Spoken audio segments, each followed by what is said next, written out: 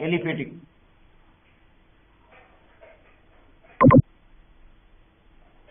More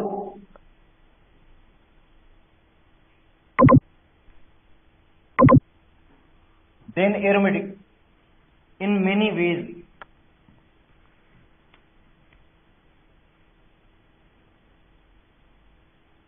So they are known as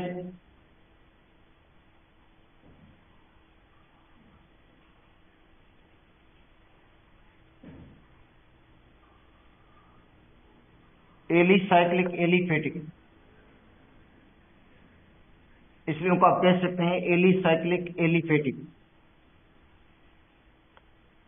क्योंकि इनकी जो ज्यादातर प्रॉपर्टीज हैं, इन कंपाउंड की जो ज्यादातर प्रॉपर्टीज हैं वो एलिफेटिक से के साथ मुशाबहत करती हैं, रिजेंबल करती हैं। एरोमेटिक के साथ इनकी प्रॉपर्टी रिजेंबल नहीं करती, इसलिए इन कंपाउंड को हम क्या कह सकते हैं, एलिसाइक्लिक एलिफेटिक। ठीक है। साइक्लोअल्केन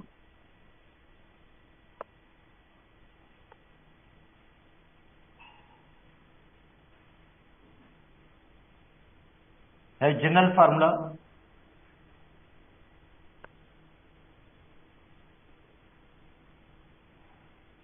CnH2n।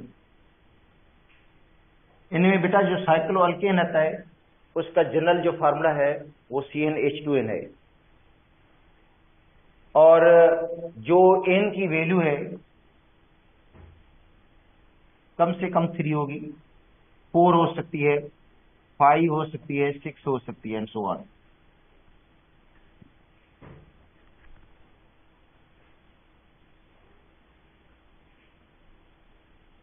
साइक्लोअल्कीन 20 के अंदर आ जाते हैं, एलिसाइक्लिक के अंदर।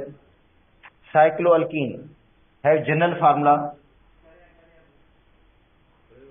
उनका जो जनरल फार्मूला होता है वो होता है CnH2n-2।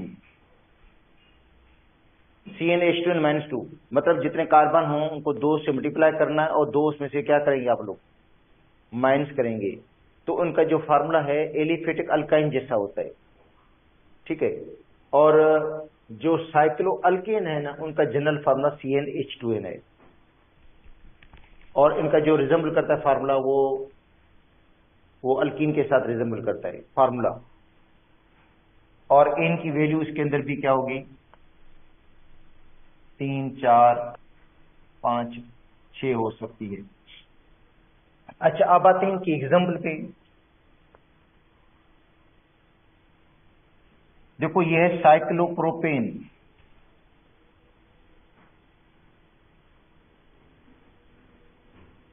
साइक्लोप्रोपेन तो इसका मतलब रिंग 3 कार्बन की बनी हुई है। साइक्लोप्रोपेन में देखो रिंग 3 कार्बन की बनेगी, और इसके साथ हाइड्रोजन कितनी लगेंगी, 2 लगेंगी, क्योंकि कार्बन 4 बॉन्ड बनाता है। इसके साथ भी 2 हाइड्रोजन लगेंगी, इधर भी 2 हाइड्रोजन। साइक्लोप्रोपेन।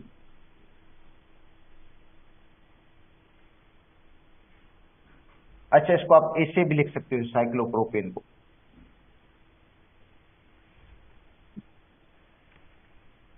अच्छा, इनको आप कह सकते हो कि ये पॉलीमिथाइलिन है। ये क्या कहेंगे इसको हम, पॉलीमिथाइलिन।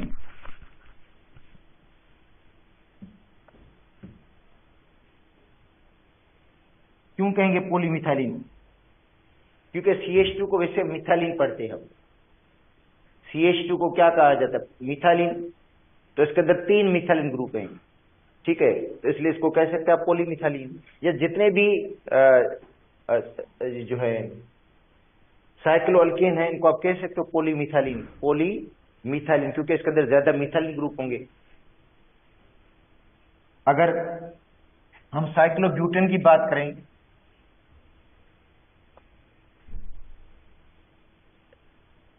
तो इसके साथ 2 हाइड्रोजन लगेंगी, इधर भी हाइड्रोजन 2 लगेंगी, क्योंकि वैलेंसी इस कार्बन की 2 ऑलरेडी है। कार्बन की वैलेंसी टोटल 4 होती है, 2 ऑलरेडी बॉन्ड है उनके, 2 और हाइड्रोजन लग जाएंगे इसके साथ।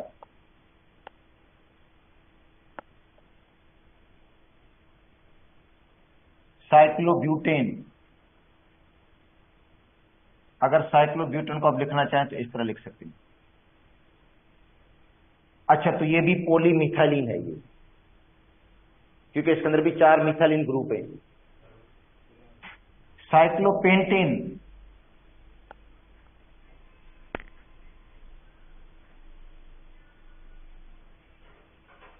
साइक्लोपेंटेन, तो ये साइक्लोपेंटेन है, रिंग में है। देखो रिंग भी किसकी बनी हुई है? कार्बन की बनी हुई है, हाइड्रोजन रिंग से बाहर है, तो साइक्लोपेंटेन।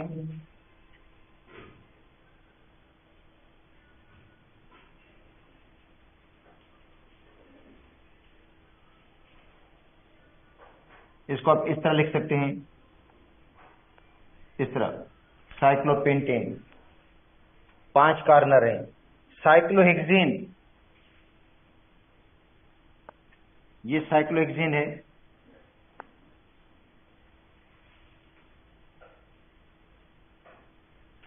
अगर साइक्लोहेक्सेन बनाना चाहते हैं तो आपको डबल बॉन्ड लगाना होगा। देखो साइक्लोहेक्सेन में क्या होगा? एक डबल बॉन्ड लगाना होगा।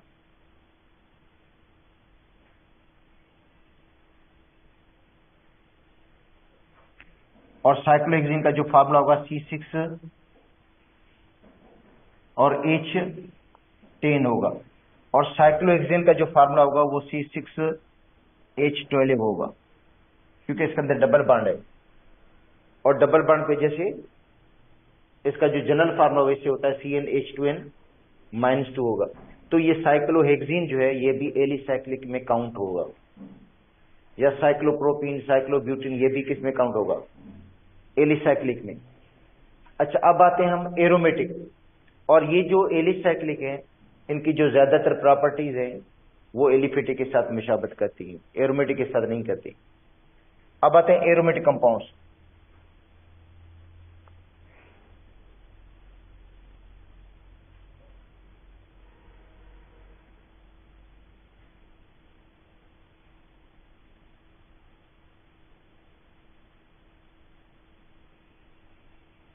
ठीक है, aromatic compounds.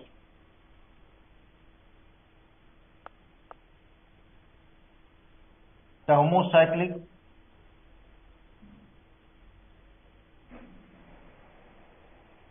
compounds which contain at least one benzene ring,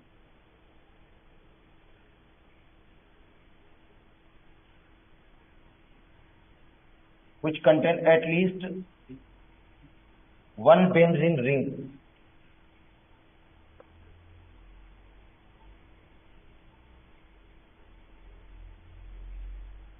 मतलब होमोसाइक्लिक या कार्बोसाइक्लिक जिसमें कम से कम क्या हो? एक बेंजीन रिंग हो। अच्छा, benzene ring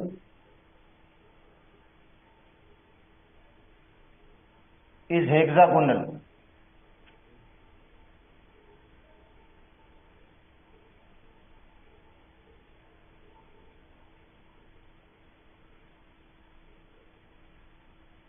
having 6 carbon atoms,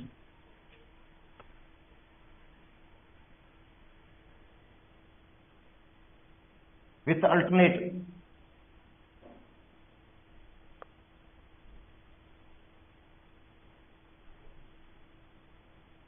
3 double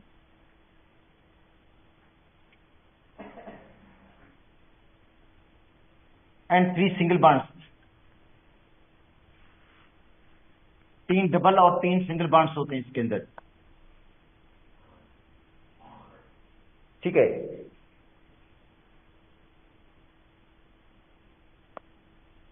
तीन डबल बॉन्ड्स होंगे, 3 क्या होंगे? सिंगल बॉन्ड्स होंगे इसके अंदर।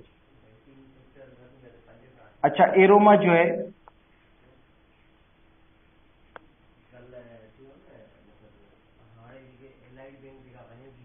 ग्रीक वर्ड है एरोमा, इसका मतलब है प्लीजेंट स्मेल।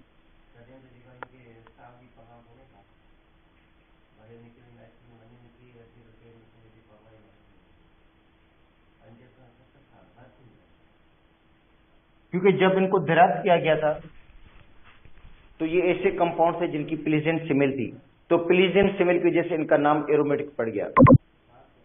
तो अभी तक नाम वही कायम है जो पहले पुराना पड़ गया था, एरोमेटिक। मगर तब स्ट्रक्चर का किसी को पता नहीं था कि इनका स्ट्रक्चर जो होगा वो किस तरह का होगा, मगर प्लीजेंट सिमिल की वजह से इनका नाम एरोमेटिक पड़ गया।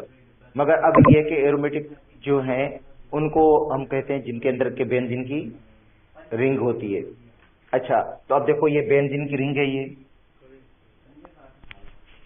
हेक्सागोनल रिंग,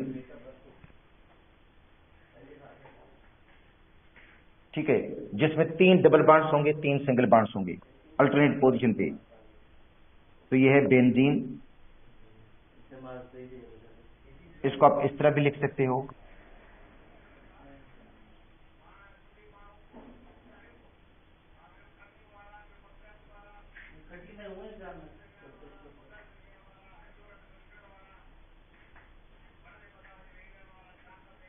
हाइड्रोजन, यहाँ पे हाइड्रोजन लगा दो, इधर हाइड्रोजन लगा दो, यहाँ पे भी हाइड्रोजन लगा दो, इधर हाइड्रोजन। और देखो 3 डबल बॉन्ड से 3 सिंगल बॉन्ड से, 3 डबल बॉन्ड है ये अल्टरनेट पोजीशन पे, और इसका फार्मूला है C6H6। तो ये बेंजीन जो है इसको हम कहते हैं मोनोसाइक्लिक।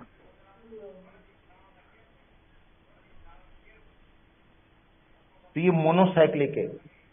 अच्छा, दूसरी रिंग्स जो होती हैं वो पॉलीसाइक्लिक होती हैं।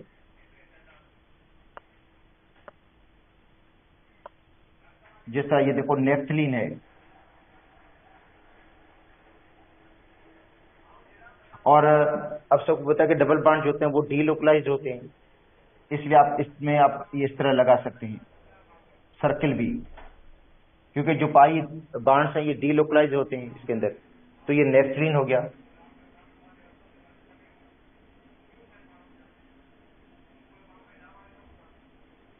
ठीक है। अच्छा, नेफ्थलीन को आप इस तरह भी लिख सकते हैं,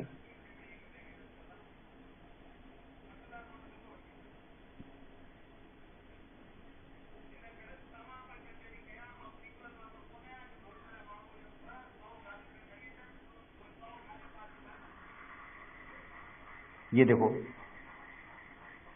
डबल बॉन्ड, इधर डबल बॉन्ड लगा दो, इधर डबल बॉन्ड लगा दो, इधर डबल बॉन्ड, इधर डबल बॉन्ड, अल्टरनेट पोजीशन में डबल बॉन्ड आएंगे। देखो डबल बॉन्ड, फिर सिंगल बॉन्ड, फिर डबल, फिर सिंगल, फिर डबल, डबल बॉन्ड आ गया, फिर यहाँ पे आएगा सिंगल बॉन्ड, फिर डबल बॉन्ड, और फिर सिंगल, फिर डबल, फिर सिंगल। अच्छा, और यहाँ पे हाइड्रोजन लगेगी, इधर भी हाइड्रोजन लगेगी, यहाँ पे भी हाइड्रोजन, इधर भी हाइड्रोजन लगेगी, यहाँ पे भी हाइड्रोजन, इधर भी हाइड्रोजन लगेगी, यहाँ पे भी हाइड्रोजन लगेगी, और यहाँ पे भी हाइड्रोजन। तो ये हो गया नेफ्थलीन। अच्छा, तो ये है नेफ्थलीन पॉलीसाइक्लिक। आप कैसे, तो पॉलीमर बाइसाइक्लिक।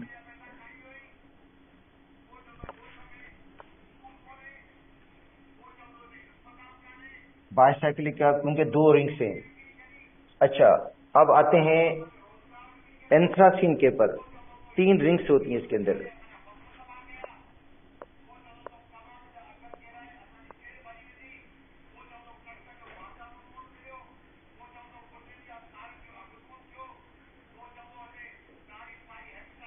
तीन रिंग्स होती हैं एंथ्रासीन।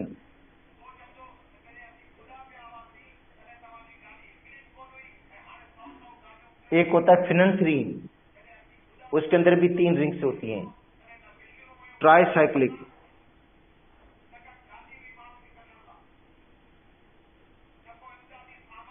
ट्राईसाइक्लिक क्योंकि 3 रिंग्स हैं इसके अंदर, देखो बेंजीन की। तो जिन कंपाउंड के अंदर बेंजीन की रिंग्स हों उनको हम क्या कहते हैं, एरोमेटिक कहते हैं। एरोमेटिक के बारे में हम आगे डिटेल में पढ़ेंगे, जो आएगा चैप्टर हाइड्रोकार्बन्स का, उसके अंदर फिर इनके अंदर जो है एरोमेटिक के जो रूल्स हैं वो भी हम पढ़ लेंगे आगे, कि कौन से कंपाउंड्स एरोमेटिक होंगे, कौन से कंपाउंड एरोमेटिक नहीं होंगे। अच्छा, उसके बाद है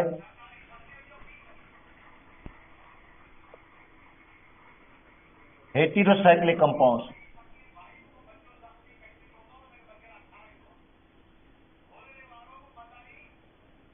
ठीक है, the cyclic compounds,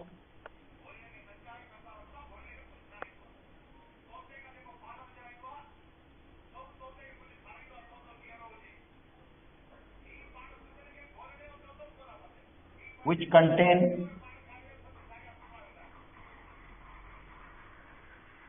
the cyclic compounds which contain heteroatoms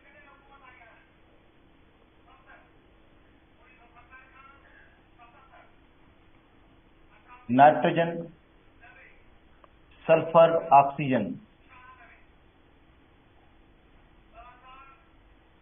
in ring. देखो cyclic compounds which contain hetero atoms nitrogen sulphur oxygen in ring, मतलब रिंग में नाइट्रोजन होगा, सल्फर होगा, ऑक्सीजन होगा। अगर इस तरह का कोई एटम मौजूद है रिंग के अंदर, उसको हम क्या कहते हैं? Heterocyclic compounds. अच्छा, they are further divided.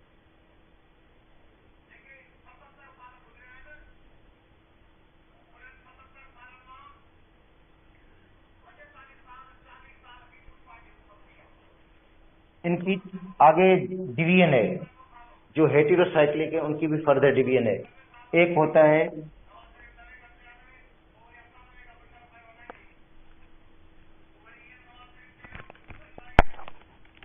Alicyclic,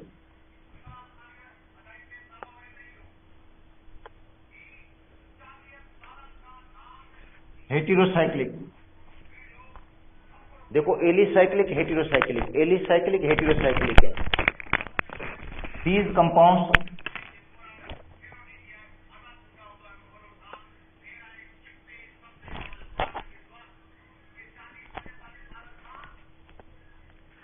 resembles aliphatic,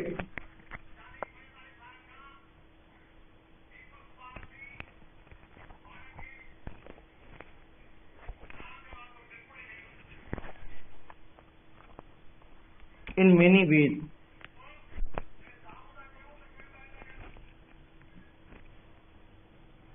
ये जो कंपाउंड्स हैं रिजेंबल करते हैं एलिफेटिक के साथ, बहुत सारे प्रॉपर्टीज के अंदर एलिफेटिक के साथ मुशाबहत करते हैं, इसलिए इनको हम क्या कहते हैं?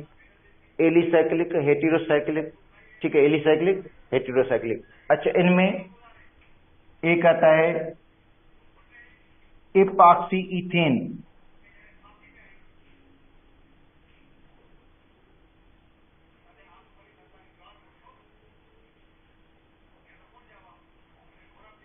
इपॉक्सी इथेन, देखो बेटा इपॉक्सी इथेन को इस तरह लिख सकते हैं हम,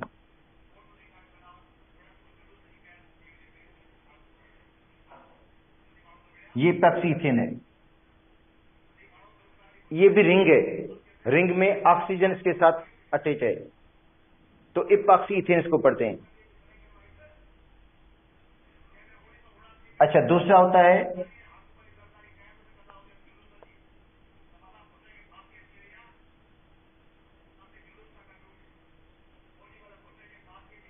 ऑक्सीजन लगी हुई है यहाँ पे, 5 कार्बन की रिंग है, ये 5 मेंबर रिंग है। इसमें देखो ऑक्सीजन यहाँ पे लगी हुई है, कार्बन है उसके साथ ऑक्सीजन है।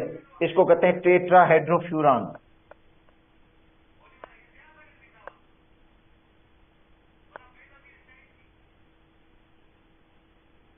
टेट्राहेड्रोफ्यूरान है ये,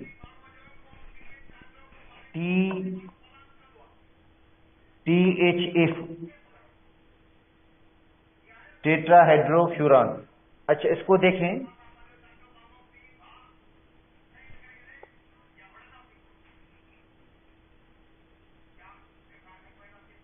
यहां पे नाइट्रोजन लगी हुई है।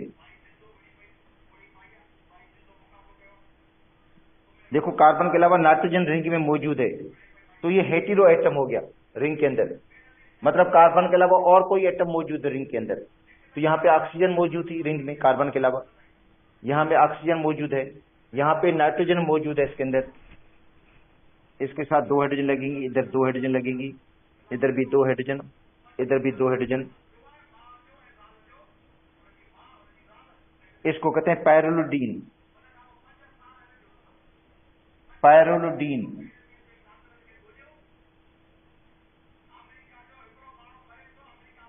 ये पायरोलुडीन है, ये भी हेटेरोसाइक्लिक है, मगर इसको हम कहेंगे एलिसाइक्लिक हेटेरोसाइक्लिक, एलिसाइक्लिक हेटेरोसाइक्लिक है। अच्छा, अब हम आते हैं एक और कंपाउंड है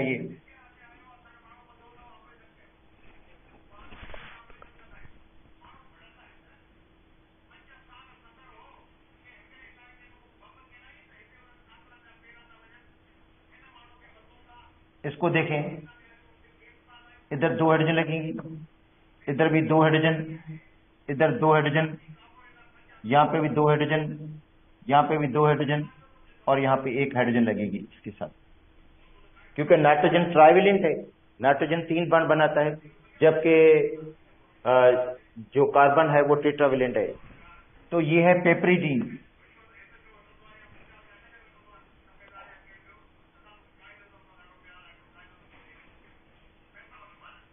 ठीक है, पेपरिडीन जो है ये भी एलिसाइक्लिक हेटेरोसाइक्लिक, क्योंकि इसके अंदर भी हेटेरो एटम मौजूद है रिंग के अंदर। अच्छा, अब आते हैं एरोमेटिक हेटेरोसाइक्लिक।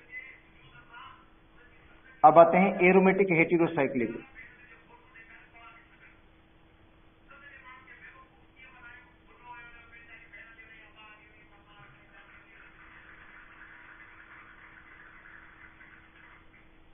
अच्छा देखो, aromatic heterocyclic,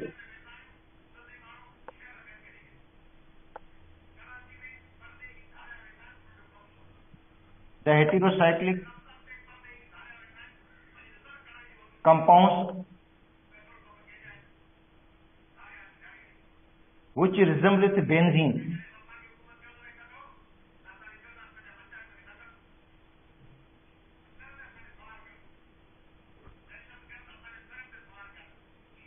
which resemble with benzene, ये बेंजीन के साथ रिजेंबल करती हैं, एंड अदर एरोमेटिक कंपाउंड्स।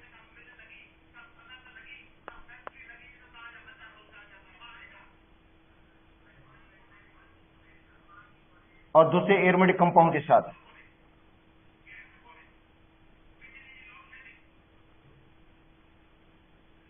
जो दूसरे एरोमेटिक कंपाउंड्स हैं उनके साथ भी ये मुशाबत रखते हैं। अच्छा, अब उनमें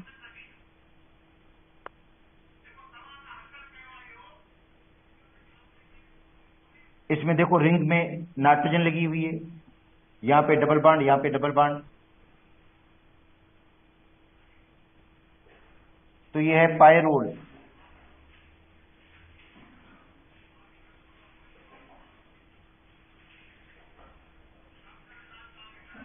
तो ये पायरोल है, तो ये हेटेरोसाइक्लिक है, क्योंकि यहां पे भी कार्बन है, इधर भी कार्बन है, इधर भी कार्बन है, इधर कार्बन, यहां पे नाइट्रोजन, और है भी एरोमेटिक ही।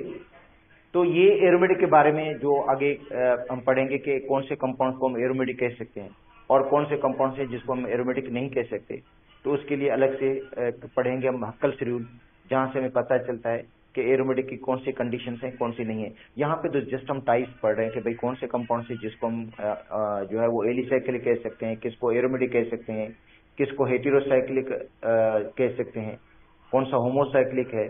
अच्छा, कौन सा जो है वो एलिसाइक्लिक हेटेरोसाइक्लिक है, कौन सा एरोमेटिक हेटेरोसाइक्लिक है, तो ये एरोमेटिक हेटेरोसाइक्लिक में आ जाता है। ठीक है।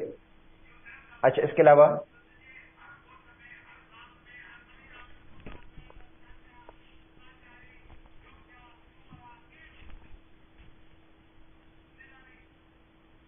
इसको हम कहते हैं फ्यूरान। तो फ्यूरान भी एरोमेटिक है, हेटेरोसाइक्लिक। अच्छा, फिर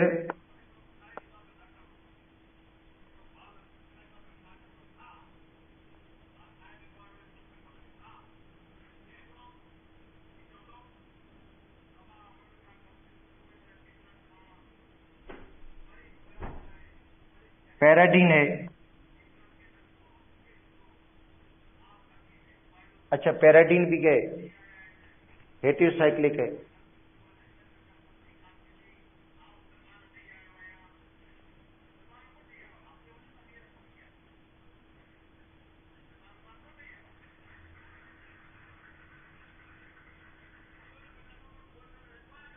यहाँ पे सल्फर लगा हुआ है, थायोफीन।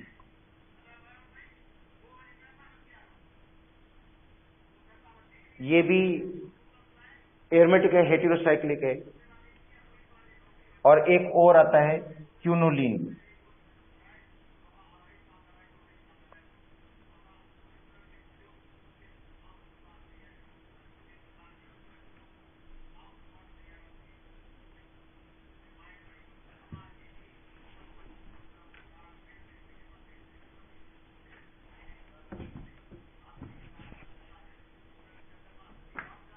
क्विनोलिन जो है ये भी हेटेरोसाइक्लिक, क्योंकि इसमें नाइट्रोजन है रिंग के अंदर, और ये एरोमेटिक भी है, और इसके अंदर 2 बेंजीन की रिंग्स भी हैं इसके अंदर। ठीक है, तो ये हो गया उनके ऑर्गेनिक जो कंपाउंड्स है उनके टाइप्स, और ये आपके सिलेबस में भी शामिल है, इसको जरूर पढ़ना। और ये टेस्ट आपका जो 12 तारीख का होगा, 12 तारीख को टेस्ट है, उसमें भी ये टॉपिक आएंगे जो आपको मैं पढ़ा रहा हूं। अच्छा, अब हम पढ़ते हैं, और एक और अहम टॉपिक है जो है फंक्शनल ग्रुप।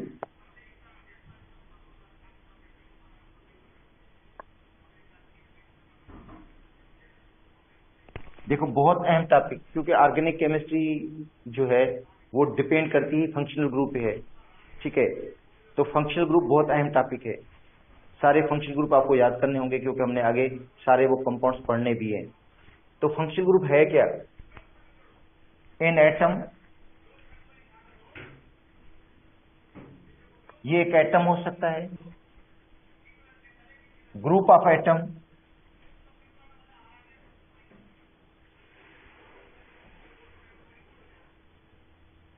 देखो ये एटम होगा, ग्रुप ऑफ एटम भी हो सकता है, एटम का ग्रुप हो सकता है, जैसे सिंगल एटम भी हो सकता है, एटम का ग्रुप भी हो सकता है। Double bond,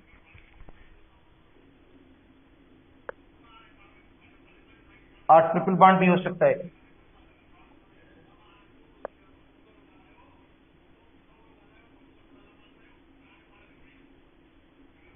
which is responsible,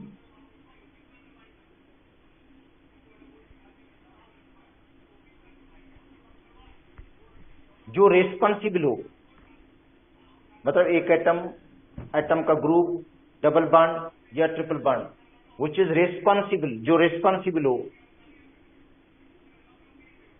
of characteristic properties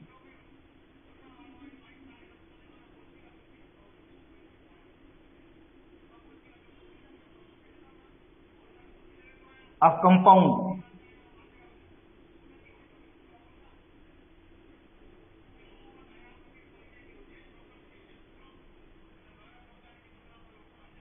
is functional group,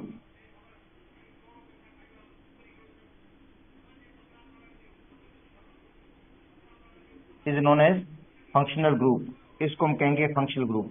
तो इसका मतलब है फंक्शनल ग्रुप एक एटम भी हो सकता है, एटम का ग्रुप भी हो सकता है, डबल बॉन्ड भी हो सकता है, ट्रिपल बॉन्ड भी हो सकता है, जो रेस्पॉन्सिबल है प्रॉपर्टीज के लिए, क्योंकि पूरे कंपाउंड की जो प्रॉपर्टीज हैं उसी एटम पे डिपेंड करती है, ग्रुप ऑफ एटम पे डिपेंड करती है, डबल बॉन्ड पे डिपेंड करती है या ट्रिपल बॉन्ड पे, जो पूरे कंपाउंड की प्रॉपर्टीज का रेस्पॉन्सिबल होता है, उस ग्रुप को क्या कहते हैं? Functional group. अच्छा, ठीक है, फंक्शनल ग्रुप किस तरह लगता है? हाइड्रोकार्बन में जो हाइड्रोकार्बन है उनमें हाइड्रोजन को रिप्लेस करके, हाइड्रोकार्बन में हाइड्रोजन को रिप्लेस करके उसकी जगह पे जो ग्रुप लग जाता है उस ग्रुप को भी हम कहते हैं फंक्शनल ग्रुप। देखो, हाइड्रोकार्बन में हाइड्रोजन को रिप्लेस करके उसकी जगह पे जो ग्रुप लग गया उस ग्रुप को हम क्या कहेंगे? Functional group. जैसे सपोज करते हैं अल्केन है, ये RH, ये अल्केन का फार्मूला है। अच्छा, इसमें हमने रिप्लेस किया H को, हाइड्रोजन को रिप्लेस कर दिया, रिमूव कर दिया, और ऐड किया हमने OH, तो बन गया ROH। तो ये OH फंक्शनल ग्रुप है, जिसको आपने इंसर्ट किया है, जिसको आपने जो सब्स्टिट्यूट किया है in the place of hydrogen, hydrogen की जगह पे, हाइड्रोकार्बन में हाइड्रोजन को रिप्लेस करके उसकी जगह पे जो ग्रुप लगे उस ग्रुप को हम कहेंगे फंक्शनल ग्रुप। अब इस कंपाउंड की जो प्रॉपर्टीज, इसको हम कहेंगे अल्कोहल। अल्कोहल है ये कंपाउंड। अब पूरे कंपाउंड की जो प्रॉपर्टीज हैं, पूरे कंपाउंड की प्रॉपर्टीज डिपेंड करती हैं किस पर? OH पे। ठीक है, और कंपाउंड की जो प्रॉपर्टीज है उनका रेस्पॉन्सिबल कौन सा है? OH ग्रुप है। OH ग्रुप है जो रेस्पॉन्सिबल है इसकी प्रॉपर्टीज का। अच्छा, अब देखो RH, H को हमने क्या किया? रिप्लेस, उसकी जगह पे लगा दिया X, तो बन गया RH। तो X क्या है? फंक्शनल ग्रुप है।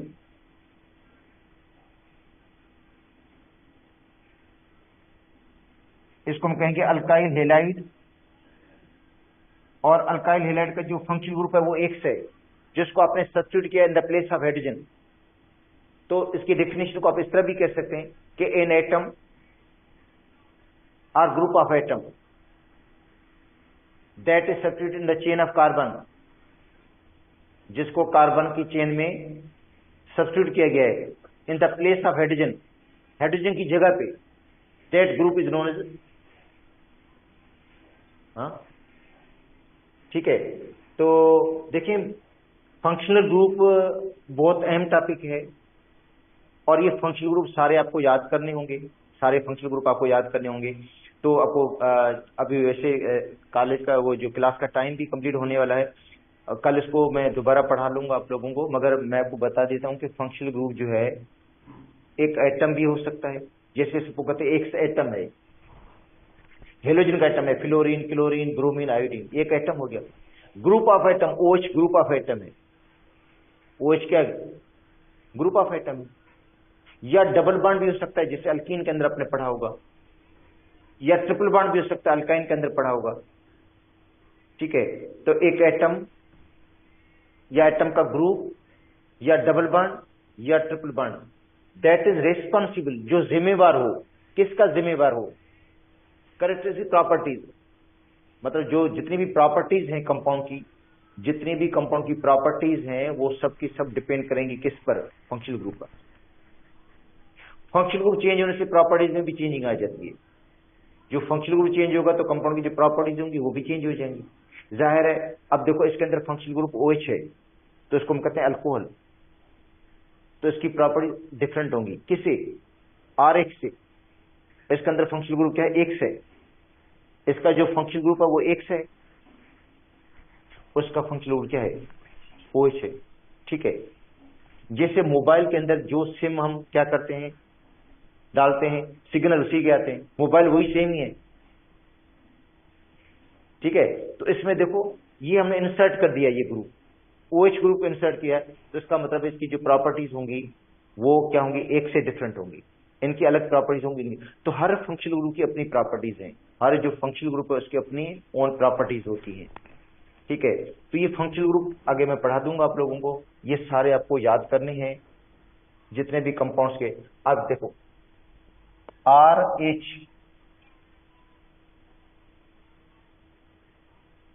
ये अल्केन, इसमें से H को रिप्लेस करके आपने लगा दिया COOH, तो बन गया RCOOH। तो ये फंक्शनल ग्रुप है, जो COOH है ये क्या फंक्शनल ग्रुप है।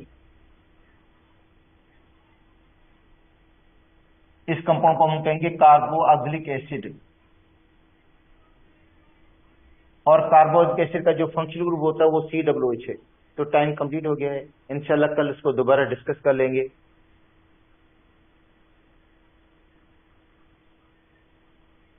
यूएसबी को लेनी है, यूएसबी दी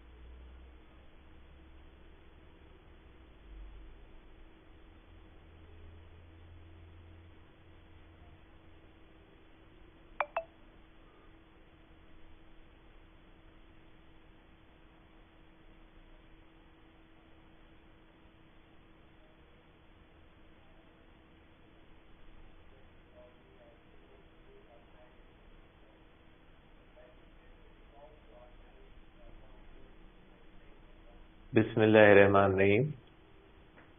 कल हमने बेटा एक पॉइंट पढ़ी थी जिसको हम कहते हैं ट्रिपल पॉइंट ऑफ वाटर। तो ट्रिपल पॉइंट ऑफ वाटर की सिर्फ हमने सिंपली डेफिनेशन की थी। आज हम डिस्कस करेंगे कि ट्रिपल पॉइंट ऑफ वाटर क्या होती है, या क्या ऐसा होना फिजिकली पॉसिबल है कि एक ही टेम्परेचर पे वाटर जो होता है वो सॉलिड में भी हो, वाटर जो है वो लिक्विड में भी हो, और वाटर जो हो गैसियस स्टेट में हो। क्या फिजिकली ऐसा होना पॉसिबल है, या ये सिर्फ कोई थ्योरेटिकल एक पॉइंट कंसीडर की जाती है? हम ट्रिपल पॉइंट को इसलिए पढ़ रहे हैं क्योंकि हमने थर्मामीटर पढ़ना है, और थर्मामीटर जो होता है वो टेम्परेचर को मेयर करता है, और टेम्परेचर को मेयर करने के लिए एक रेफरेंस पॉइंट की जरूरत होती है, और रेफरेंस पॉइंट एक ऐसी पॉइंट होनी चाहिए जो डिफरेंट कंडीशंस में तब्दील न हो। तो अब हम डिस्कस करते हैं बेटा, आज हमारे पास जो टॉपिक है हमारा